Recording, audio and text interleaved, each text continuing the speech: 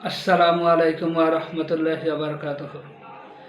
ইসলাম ধর্ম ও অন্য ধর্মের মধ্যে মৌলিক কিছু পার্থক্য। পার্থক্য নাম্বার 2।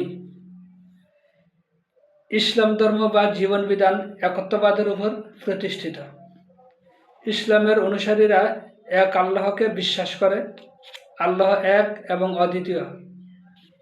অপরদিকে অন্য ধর্মাবলম্বীরা বহুত্ববাদে বিশ্বাসী। যেমন হিন্দুরা ভগবান, ভগবতী, মা দুর্গা, মা লক্ষ্মী, শ্রীরাম, বাবা লোকনাথ ইত্যাদি খোদায় বিশ্বাসী।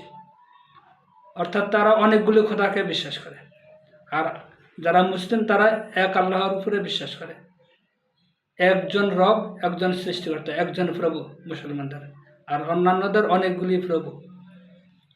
ইহুদি ও খ্রিস্টানরা 3 ঈশ্বরে বিশ্বাসী। তাদের প্রভু বা খোদা হচ্ছে 3 জন। নাউজুবিল্লাহি মিন যালিক। অর্থাৎ ইহুদি আর খ্রিস্টানদের প্রভু হচ্ছে 3 জন, আর মুসলমানদের হচ্ছে একজন। আর যারা হিন্দু তাদের অনেকগুলো।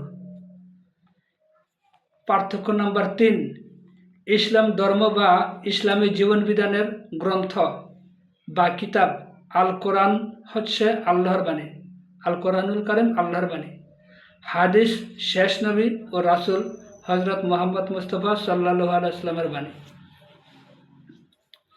অপরদিকে হিন্দু ধর্মের ধর্মগ্রন্থ গীতা, বেদ, রামায়ণ ইত্যাদি হিন্দু ধর্মযাজকরা লিখেছে।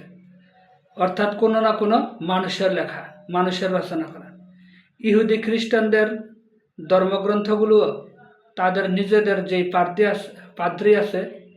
পাদ্রী আছে, ধর্মযাজক আছে, তারা লিখেছে। অর্থাৎ সেগুলোও কোনো না কোনো মানুষে লিখেছে। আর আমাদের মুসলমানদের যে ধর্মগ্রন্থ সেটা আল্লাহ রাব্বুল আলামিনের পক্ষ থেকে নাজিল হয়েছে। আর হাদিস হচ্ছে রাসূলুল্লাহ সাল্লাল্লাহু আলাইহি ওয়াসাল্লামের বাণী। সম্মানিত ভিউয়ার্স, যারা আমার চ্যানেলটি এখনও সাবস্ক্রাইব করেননি, দয়া করে আমার চ্যানেলটি সাবস্ক্রাইব করুন এবং আমি আরও কিছু পার্থক্য বলবো, সেগুলো শোনার জন্য সাথেই থাকুন। আসসালামু আলাইকুম ওয়া রাহমাতুল্লাহি ওয়া বারাকাতুহু।